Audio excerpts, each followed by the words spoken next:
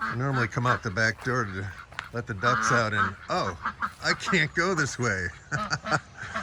I have a fence.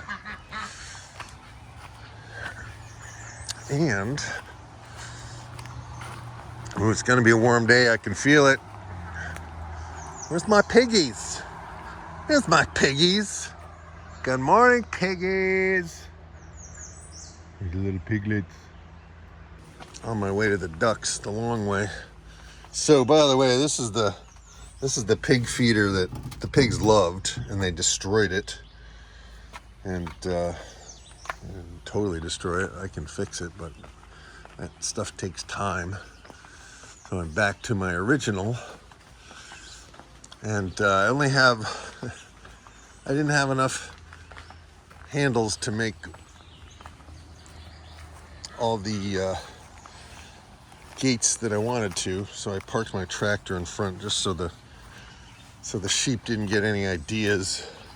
But the thing is, if they have a lot of food, they're not going to leave, and they have a lot. They have enough for at least a week. And I gave them all of this area, so they got all kinds of tree sprouts. They have grass, and the ducks. The thing is, they also like the ducks' food, so I have to move the ducks' food, and the ducks don't need it till later anyway, because they're out foraging. So we're gonna get the ducks' food up there. And she's been laying eggs in there. So go for it. Do your thing. I gotta say hi to the sheep. Hi, lammies. They have a nice little hay area, which they're pooping in. At least the pigs don't poop where they sleep, you know. So I gotta put some more hay down there, or in another area. But they like these little kind of corner areas. All right, so that's my view. Good morning, river. Today's a big day. It's a big day. The reason it's a big day is for the last 2 years I have been talking to a woman who owns about 50 acres or so in 2 parcels about being a steward of her land. And we have, I think, taken the time to kind of get to know each other and to really kind of talk about what we want, so that I can do what I want and she can have what she wants done. Does that make sense? And so one of our agreements, and is a sensible one, was that before I put anything or even start working on the land, that I have an insurance policy, which really makes a lot of sense, because when you're working with farm animals, they could get out, they could hurt somebody, they could hurt me. And so that is going to happen today. The lease, we have agreed on it, and I'm just waiting for Memorial Day weekend to be done so that I can get the insurance policy. So that's going to happen this morning, hopefully. And it's rush hour. This is a cut-through road. People avoid the main highway by going on our road in the morning and in the evening. And I'm grateful that I've got the ducks now behind a fence, so they can't wander across the street, or the road. It's really a road. And when I get back, I'm going to go to Albany this weekend. I've got a lot in the front here that I'm going to move the sheep to, and I'm going to test out my new solar fence charger. And this grass is it's already going into seed, but there's plenty of stuff in here for them to eat. And yeah, looking around. And I've got to get my tomatoes out today. It's got to happen. I don't have many, because I can only handle so many tomatoes, you know, and everybody else grows them. but I like to have some for bacon, lettuce, and tomato sandwiches, usually in early August. So that's the morning, and I got to get at it, and I'll check in as the day goes, and hopefully I can put together a video here that is helpful and inspirational to someone else who might want to farm, who might want to start a farm church, who might want to find a local farmer, who might want to actually find a positive solution to the little rumors, not so little anymore, that we are about to enter a time of food shortages, a time of rapid inflation, and we'll see if that happens or not. But in the meantime, even if you live in an apartment, get a window box, grow some greens, grow some lettuce, grow some Swiss chard, grow some kale. You can do it on your porch. You can do it in a window. You can find somebody else who's doing it. I got an email today from a woman who says she's been enjoying my videos, and she lives in a city. What should she do? And even in cities, if you walk around a neighborhood where there are yards, you can always find the crazy person who, instead of growing a lawn, is growing a garden or a farm, a micro farm. Walk by and talk to them. They're usually out in their yard. Make friends with other people who are growing food. Build community. I think it will pay off in the short term and the long term. But in the meantime, let's not give in to fear. Let's actually be proactive and take some steps. In the days to come, I will be talking about the Greg Judy method. Greg Judy is the farmer that inspires me the most, and who I've actually studied with personally and who I've had contact with over the last several years, as well as Joel Salatin. Those, for me, I call them in my mind the Prophet Joel and the Prophet Greg. I think they're worth listening to, and they're hopeful voices, but they're also sensible and they have a lot of experience. So if you're new to farming, I'm new too. And I'm pretty good at teaching what I'm learning. But these guys, they have 20, 30, 40 years of experience doing things in an alternative way that isn't your basic conventional agro-tech chemical farming. And conventional farmers are going to be really, really blasted by the price of fuel, by the price of fertilizer, by supply chain interruptions. But if you can find a way to get rid of the inputs and grow food, like I'm growing food in a yard that we previously used gasoline to keep short so that it looked nice, right? Now we're turning it into food. Now these, I'm not gonna eat these sheep. These are my future ewes, but it's possible. It just takes a while. So get started. The time to plant a tree was 20 years ago. The second best time to plant a tree is now. So with that said, I'm gonna start my day. Boom. So this is interesting because they're right up against this gate, and they could easily jump over that. They could probably even go under it. And I want to have a couple more. Oh, where are you going? They just ate a little. Now they're going to go someplace else.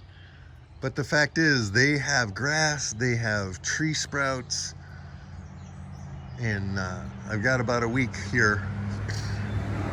The pigs already need to be moved, so hopefully next week I can start setting up the new property and start clearing out enough space to get some fencing, to, netting in there to get the pigs going.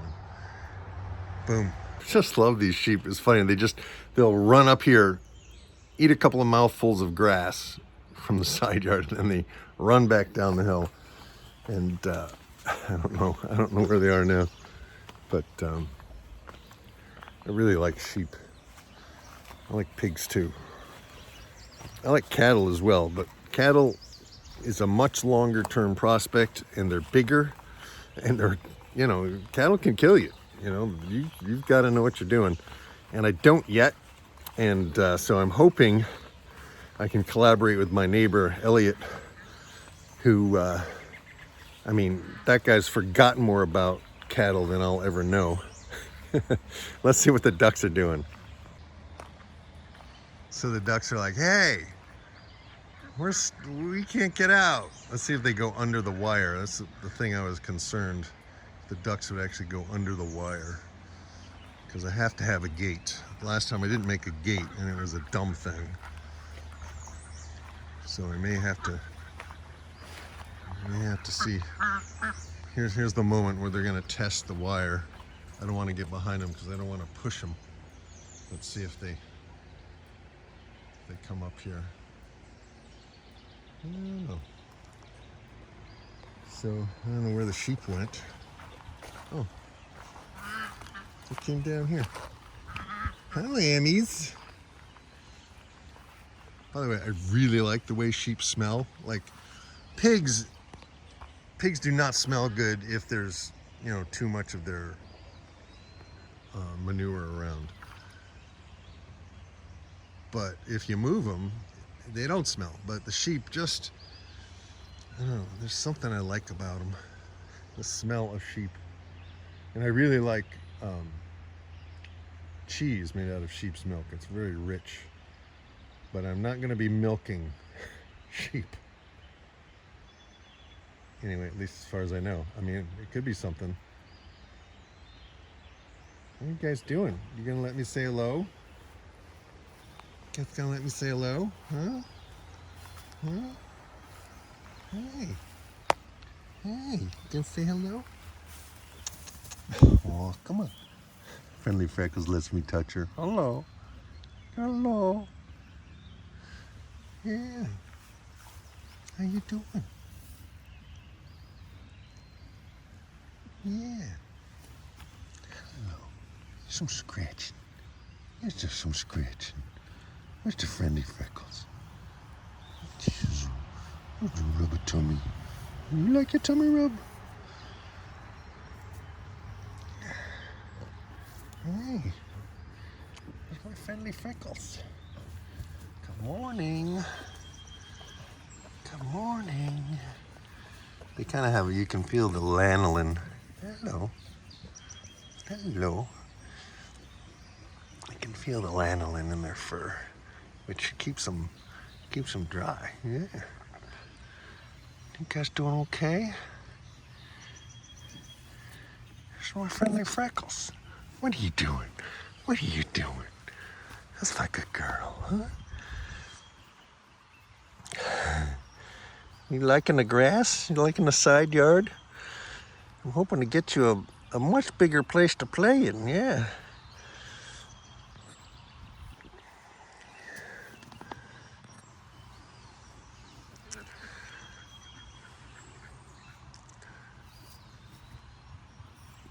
Yeah.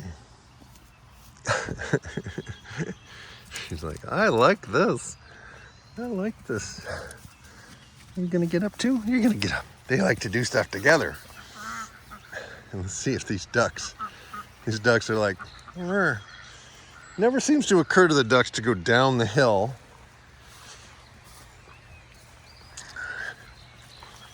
And they're probably gonna eat my asparagus, but let's see what happens.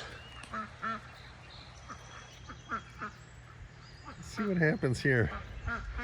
The ducks are like, oh boy. The sheep are like, whatever. We only like you if we can get into your food. The ducks are like, oh, I don't know. So it is Tuesday, the 31st of May, and literally 4 days ago, this river was up at least 3 feet higher.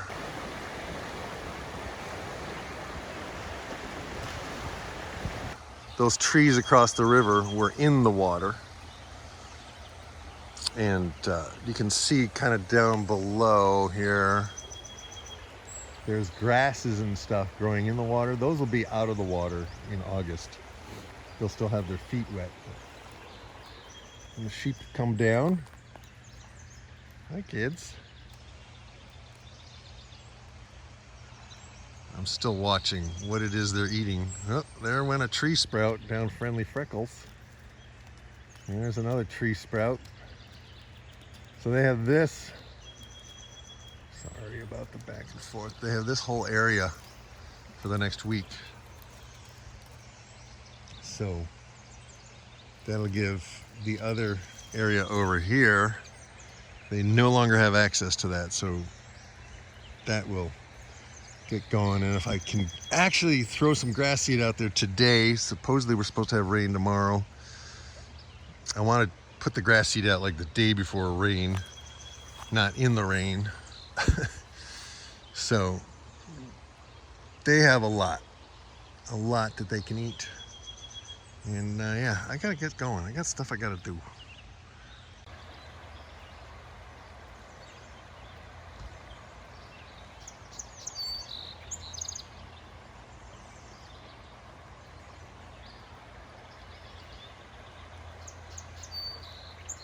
So it's interesting. I just used Merlin, this bird identification app, and there's an American redstart, there's a red-eyed vireo, there's a yellow warbler, all singing right here. These are the birds like you never see. So if you want a cool app, check out Merlin. It's a free app from Cornell Ornithology Labs, and it's kind of nice to know what all these birds are that you never see, and to know, wow, there's an abundance of life all around me. The ducks are still thinking about escaping. So I got to go to Tractor Supply, and hopefully when I come back they won't be across the road. But I feel much better with them behind some netting to protect them from predators, at least ground predators. There's still a bald eagle in the neighborhood. So we'll see. Can you say wallow? Because the camera doesn't show depth. This is about 2 feet deep. That is a wallow, people. And when you wallow in your emotions, it's like you get right down in it. And you just really, really get into it. Wallow. This is today's word. While I'm waiting for the little pigs to come say hello, I'm sitting here thinking at this moment, I've done really step one, which is to have a home base where I have a very flexible paddock system here. I have one permanent little paddock for training small young animals to hot wire. And I have a large area that could be divided up, and I have kind of a shady area up the hill that has a little stream running in it. And then I have the what I call the upper pasture. I'm pointing, but you're looking at me. Yeah. So I have the upper pasture. Hi, boys. Look, I got visitors. Hi, guys. And so I have the upper pasture. So if I need to separate, let's say, male pigs, boars, I can have the boars here and the sows over at the new land that I'm leasing. Hey, buddy. Just hang out and they'll come. So this gives me, you know, and it was a place to practice. It is still a place to practice, and a place to keep an eye on animals, to train them to hot wire, all that kind of stuff. So that was, I just had that thought and I wanted to capture it. Okay, here come the pigs. That's my boy right there. That's my boy. I think that's gonna be his name. That's my boy. That's my boy right there.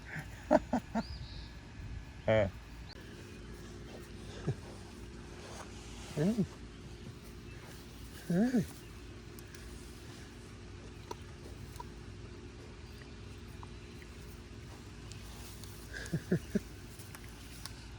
Hey. That was a big moment right there. He's sniffing me.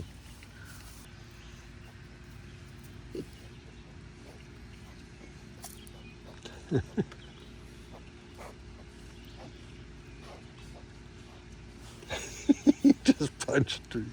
He just pushed me.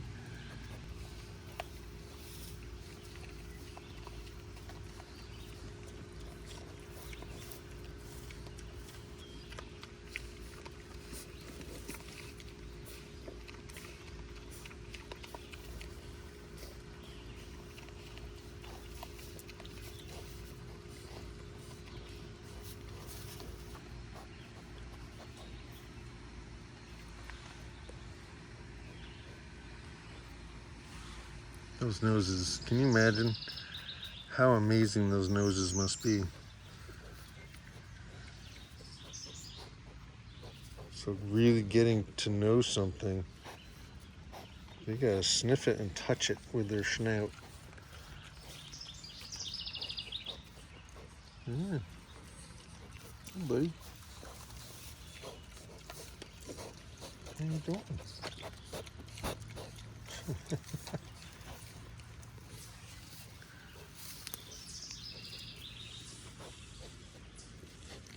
Hey, no biting. Don't let them bite you. Don't ever let them bite you. So they have very sharp teeth. They are born with teeth. I have to go do something. But that there's some of us, a minority, who think deeply, and that most are more of a push and grunt. It's always a deeper thinking, more thoughtful pig. I don't know. But this guy, he's got pink on his nose, but he's not the one with the white toes. I don't know which one is that. That's my boy.